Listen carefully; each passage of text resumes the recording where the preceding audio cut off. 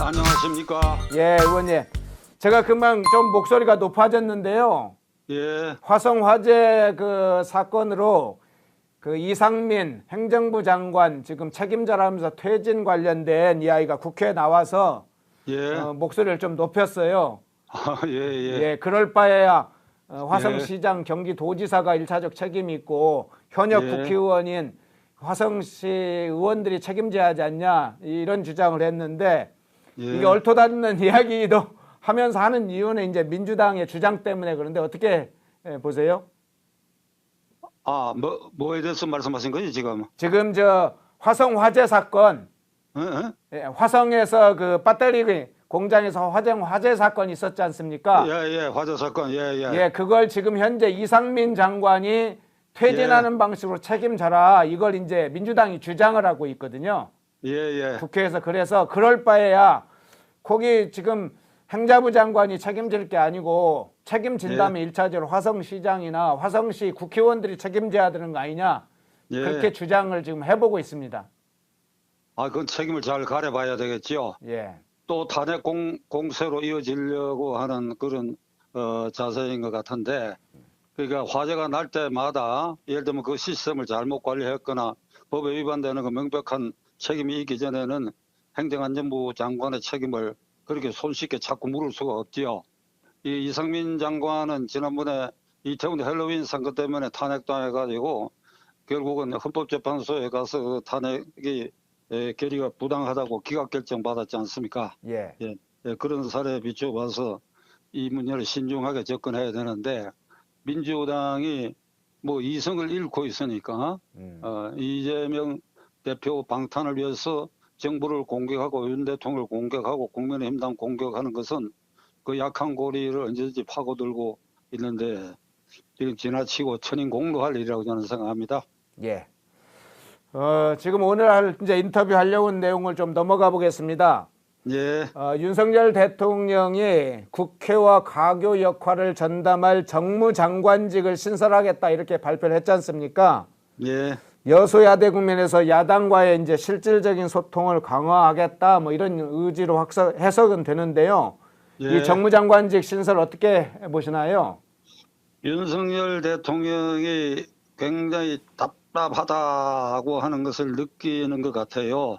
그의 지지율이 잘 오르지도 않고 40총선 그 패배 이후에 여러 가지 현안에 대해서 답답하고 191명, 171명의 이재명 민주당과 그 범야권 191명이 과반수 의석으로 할 수 있는 모든 것을 이제 공격을 해대고, 그리고 국회는 이재명을 지키기 위한 철옹성, 영어로는 아이언돔. 아이언돔.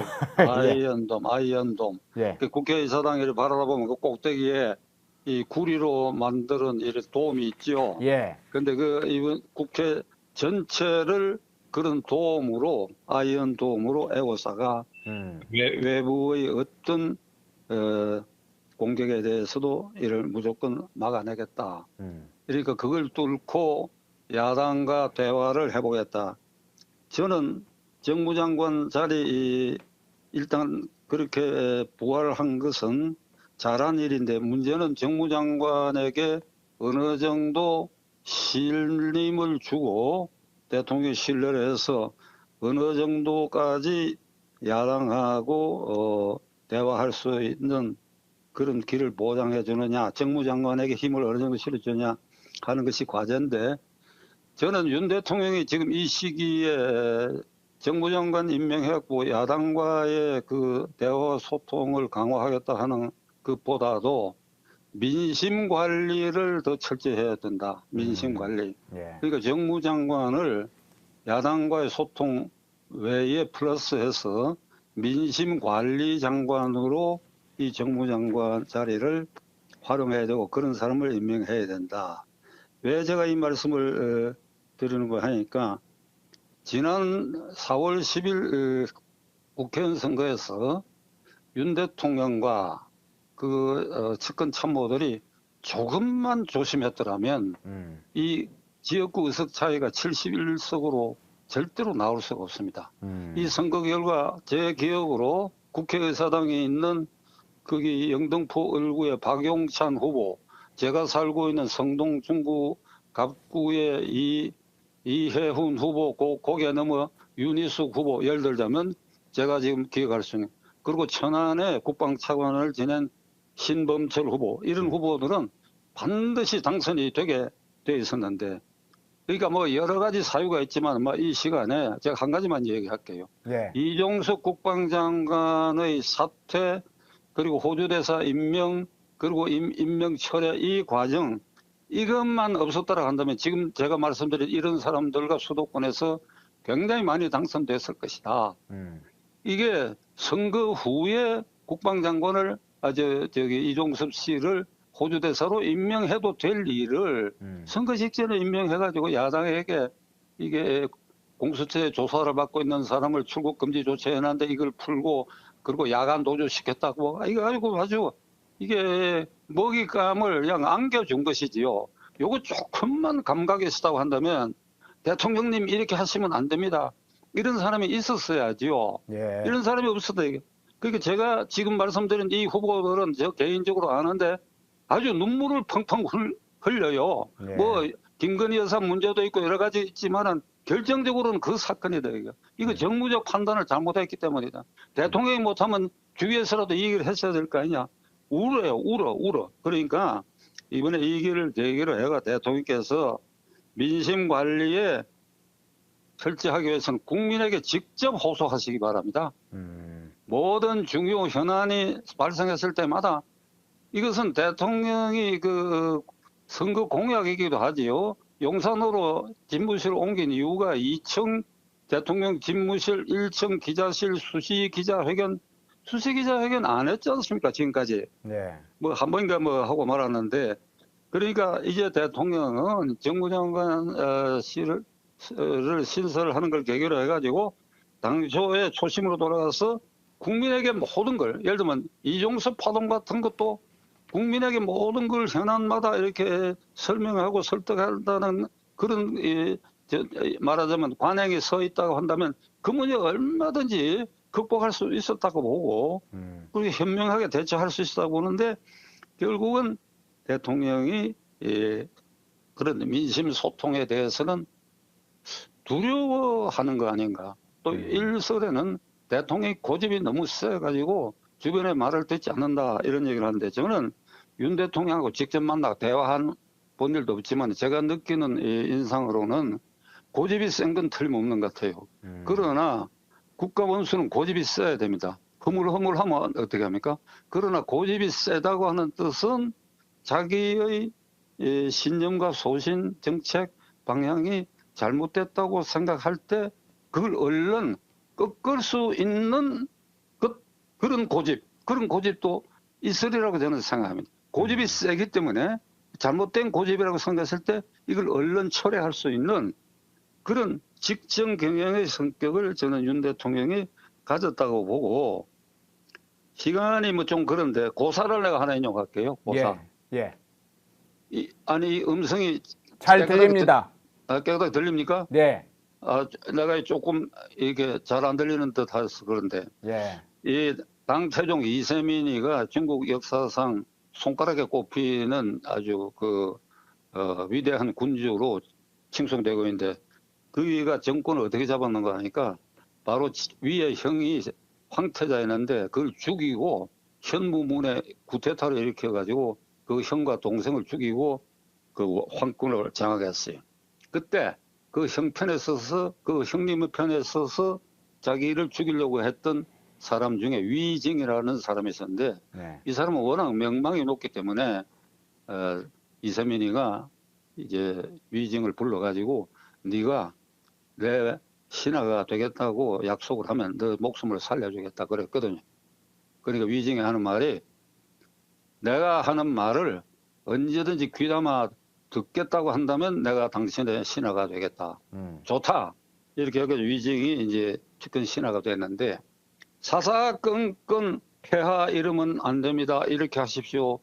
이러다 보니까 태종도 사람인지라 이게 지쳤어. 네. 그래서 어느 날 부인인 황후한테 내가 이놈을 죽여야 되겠다고, 이놈을 살려가지고 가까이 두었더니 나를 이렇게 괴롭히고 이런다, 이놈을 죽여야 되겠다고.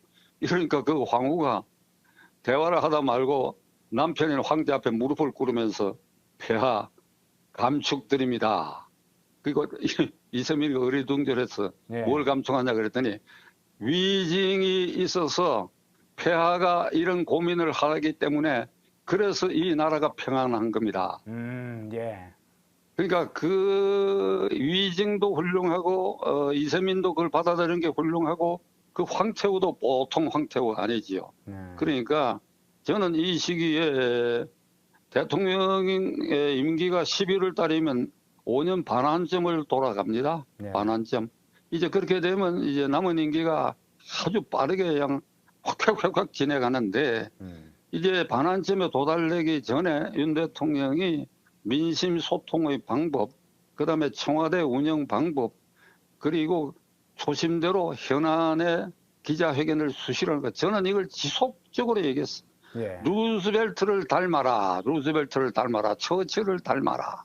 계속 이렇게 했는데 그걸 몇 번 놓치다 보니까 엉뚱한 현안이 쌓여가지고 기자회견 하기도 면목스러운 일들이 생겼지 않습니까? 뭐 예. 그런 게 대표적으로 부인과 관계된 이런 일들이지요. 그리고 이참에 특별감찰관을 반드시 임명하라. 정무장관실 부활과 함께 특별감찰관. 그건 박근혜 대통령 때 특별감찰관법이 시행이 돼갖고 이석수 변호사가 초대 특별감찰관이 되는데 중도에 그만두고, 그리고 이 문재인 5년 동안에 특별감찰관 임명을 안 했습니다. 특별감찰관은 대통령과 대통령 측근 가족 그리고 대통령실의 수석비서관들에 대한 부정비리에 대해서 감찰하는 그런 자리인데 문재인 대통령은 이거 헌법 위반한 거예요. 헌법 위반. 그 자리를 완전히 임명하지 않았습니다. 만일 특별감찰관이 임명됐다 그러면 똘똘한 특별감찰관이 그 자리에 앉았다 간다면 이번에 이 김정숙 씨의 비행기를 띄워가지고 대통령을 띄워가지고 타지마할 파동 후 그 피곤한 그런 일, 그 다음에 옷 로비 파동, 그리고 무엇보다도 울산시장 부정선거 사건, 월선 원전 가동 중단 사건, 대통령에 관여된 이런 일들이 예방됐으라고 저는 생각합니다. 특별감찰관이 있어가지고 각하 이게 이런 일들을 하면 어떻게 합니까? 그 소리 듣고는 그대로 할 수가 없지요. 이거 예. 분명히 예방됐다고 저는 생각합니다. 근데 윤석열 대통령은 지금 아직도 임명 안 하고 있어. 이걸 임명했다 그러면 몇 가지 일들이 이미 이렇게까지 문제가 돼갖고 4월 10일 총선거에 결정적 국민의힘당 패배로 안 이어졌을 것이다. 정말 이런 걸 생각하면 가슴 아프고 폭발할 일인데 이번에 정무장관 임명하는 것과 곁들여 가지고 특별감찰관도 반드시 임명하시라. 이런 걸 제가 용산에 강력히 호소하는 바입니다. 네, 강력하게 호소하는 우리 의원님 말씀이었습니다. 대통령께서 정말로 진심으로 박찬종 의원님의 이런 이야기를 귀담아 들으시기를 기대합니다.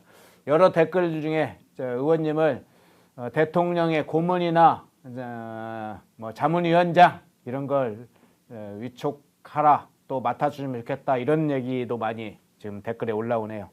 좀 다른 주제 여쭤볼게요. 예. 아니 방금 그 댓글에 대해서 제가 대답을 예, 하겠습니다. 예, 그러시죠. 대통령 가까이 있으면 안 됩니다. 제가. 아, 그렇습니까? 조금은 떨어져 있어야 지금 이야기를 할 수 있습니까? 유튜브와 펜앤마이크에서 얘기하는 걸 대통령이 들으시면 돼요. 예, 알겠습니다. 펜앤마이크 좀 방송을 대통령께 들으시도록 그렇게 알려야 되겠네요. 네.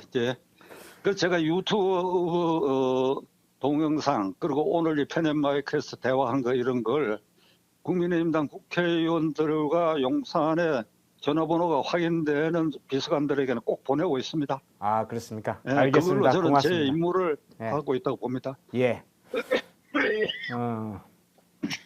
좀 기침을 하시는데 요걸 좀 여쭤볼게요. 네. 2024년 1월 1일부로, 그러니까 올해 1월 1일부로 국가정보원의 대공수사권이 폐지되고 경찰의 대공수사권이 일임이 됐는데요. 예. 6개월이 지난 국정원의 대공수사권 폐지, 경찰로의 그 일임, 현재 상황을 어떻게 좀 평가하고 계세요? 통탄할 일입니다. 국가정보원의 기능을 사실상 말살한 행위죠. 문재인 정권 들어서 가지고 말살한 국가 대공 업무라고 하는 게 디지털 시대의 대공 업무지. 지금 AI, SNS 시대의 대공 업무라고 하는 것은 대한민국이 지금 말이죠. 휴전선을 경계로 김정은 체제, 그 옆으로 이 두만강을 경계로 러시아, 서해를 경계로 해가지고 중국, 동쪽에는 일본, 이게 전부 아주 현재적 적, 잠재적 적, 그리고 잠재적 회방꾼들로 둘러싸여가 있습니다. 우리가 이런 둘러싸인 섬에 고립돼 갖고 이거 10만 평방킬로미터. 동북아시아 지도를 보면 우리가 이렇게 생존을 유지하면서 G7 국가에 등극하고 그리고 자유민주 체제를 이런 정도 이재명 일당들의 폭거가 있긴 하지만 유지하는 거 참 신기한 생각이 드는데 이 대한민국을 방호, 보호, 지켜내기 위한 국가기관이 이게 국가정보원입니다.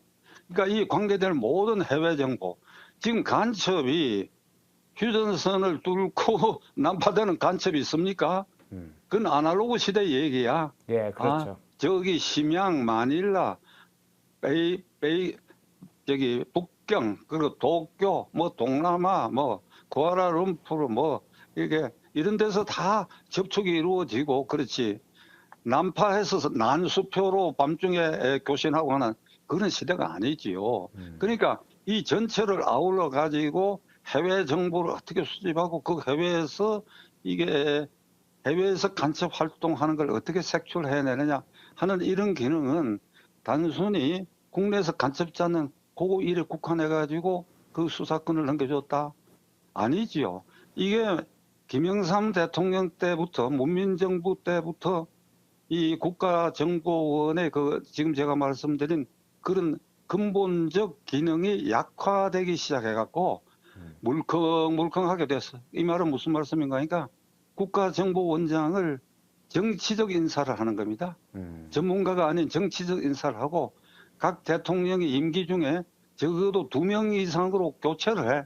국가정보원장을 5년 임기를 보장하는 것도 아니고 대통령 5년 임기 안에 2~3명을 바꾸어요.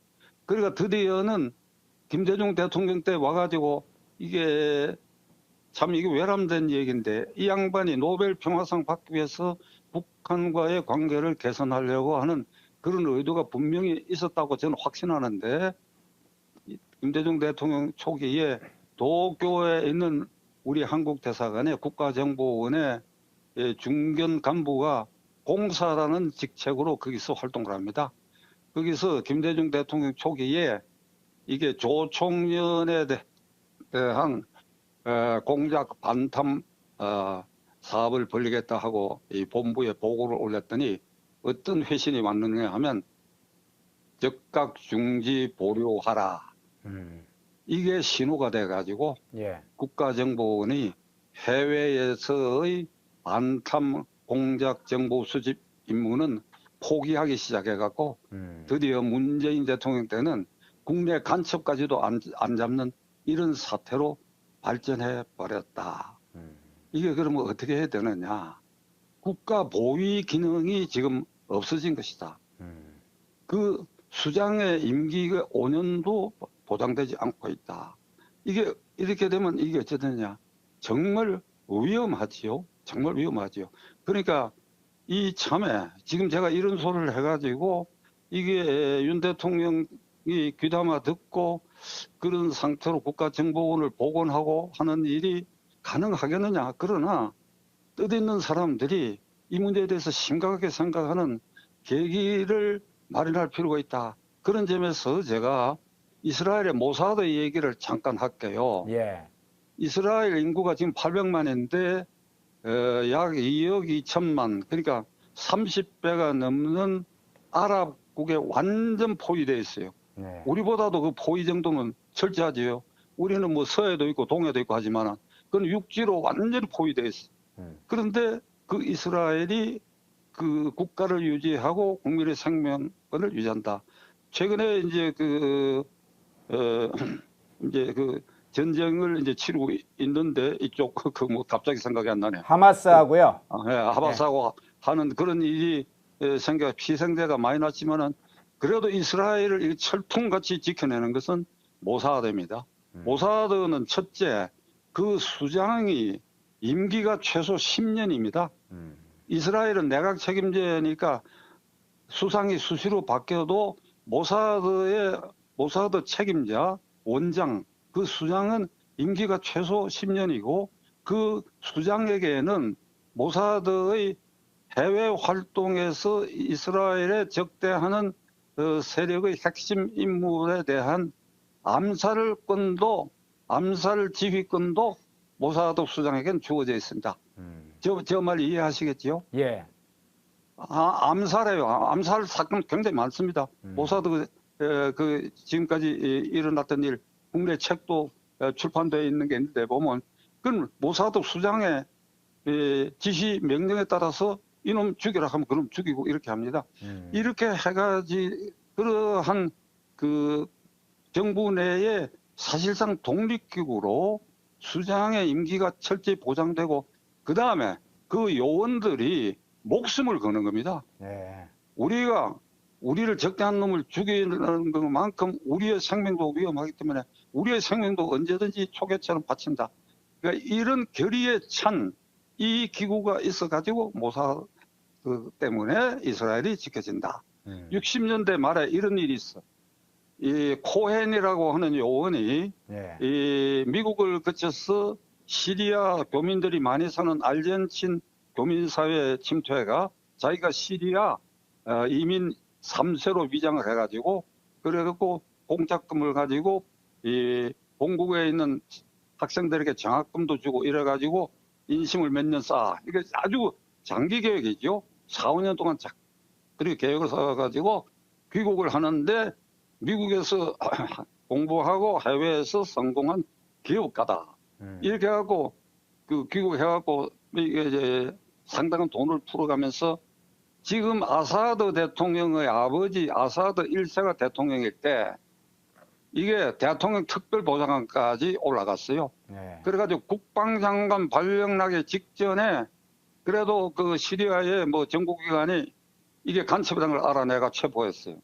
그래가 다마스커스에서 공개 처형됐는데 그 코헨의 반신상이 텔아비브 모사드 본부 건물 1층에 그게 이렇게 시설되어 있답니다. 네. 제가 텔아비브 갈 기회가 없어서 그런데 근데 그 모사드 본부 건물이 우리가 생각할 때 어마무시하게 뭐 이렇게 뭐 하는 줄 알았더니 안 그러세요. 네. 그 1층은 아무나 들락날락한데 1층은 거기에 코헨이 모사드의 군신, 모사드의 신으로 그래서 모사드 직원들이 출퇴근할 때마다 그를 쳐다보고 한다. 그러니까 이런 희생, 헌신, 임기가 보장된 전문가의 수장 그리고 수장이 암살권을 갖는 그렇게 해서 이 이스라엘이 지켜진다 이렇게 생각했을 때 지금 해외 정보를 어디서 통제합니까?